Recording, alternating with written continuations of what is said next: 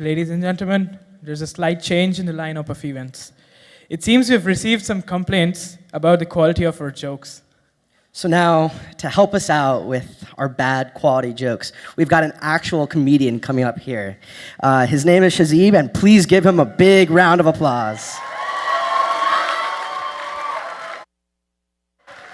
Thank you. Thank you for the claps. It's very nice. My name is Shazib. I think that's how it's pronounced. People pronounce my name so many different ways, I'm even confused now. And I asked my parents, they're not sure either. I found that Starbucks would make the most creative names for me, though. It was kind of like they were playing a game of Scrabble behind the counter, using the letters of my name and just trying to get the most points as possible. Once I went and they said, tall hot chocolate for Shabooze, 50 points. Everyone's going, who's named Shabooze? And everyone else is going, who the hell gets a tall hot chocolate? So a couple years ago, I decided I would start giving a fake name. So one day, in the heat of the moment, when Craig from Starbucks, Craig is the name I give to any white person I don't know the name of, regardless of gender. So when Craig asked for a name for my order, I still don't know why, but I said, Phil. And she went, excuse me? Then I took charge for the first time in my life, and I said, yes, my name's Phil. You don't know me, Craig from Starbucks. And I did not get my tall hot chocolate that day. But to this day, I tell everyone I think I'll only meet once that my name is Phil, and no one ever believes me. But I still do it, because that's integrity. I'm the first generation in my family to be born in America. Both my parents are immigrants from Pakistan. That's both a very brave and very foolish thing to admit in front of so many Indian people.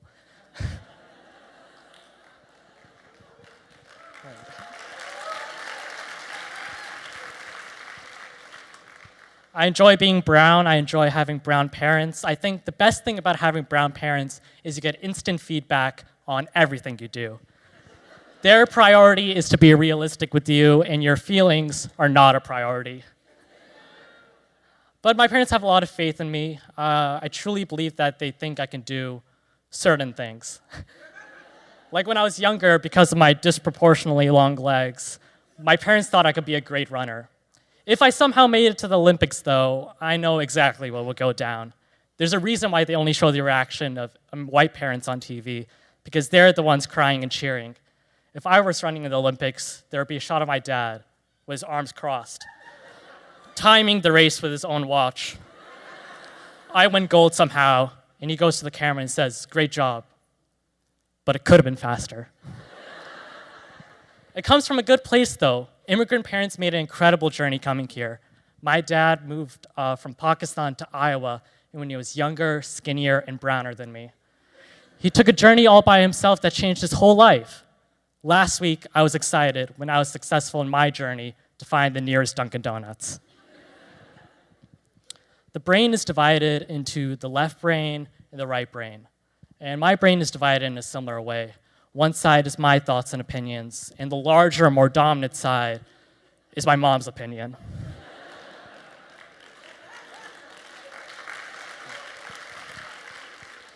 My mom took me to some art galleries the other weekend, and one of the galleries was just filled with mirrors. So I thought what the artist was going for was that you yourself are the art. So I told my mom that, and she looked at me, and she smiled. She said, you are not the art.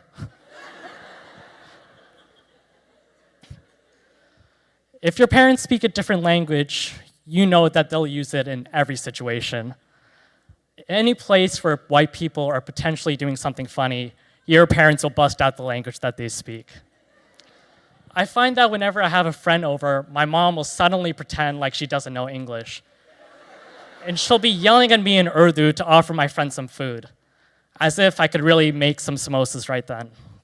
I can't. But she'll be yelling about how I have to offer him food, but the weird thing is she'll also be yelling about how fat he is.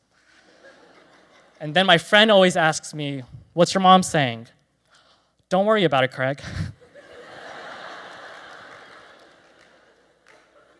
A lot of cultural differences between my parents' generation and my own. My parents had an arranged marriage, which is crazy because my dad did not know he was getting married. He just casually called home one day and they surprised him.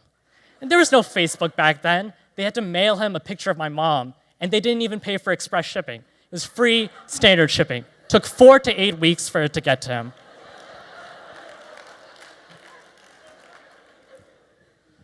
My parents were engaged for a year and a half, and they never met during that time. But they sent each other long letters, and they talked on the phone. I think if I was in that situation, at the speed people text me back now, in a year and a half, I'd have exchanged about 12 text messages. Definitely no phone calls. But my parents finally met 2 days before they got married.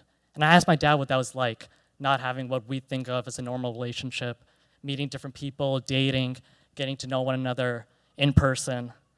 And he said, no, we dated. We had our first date on our wedding day right after we got married. That was the funniest thing I'd ever heard.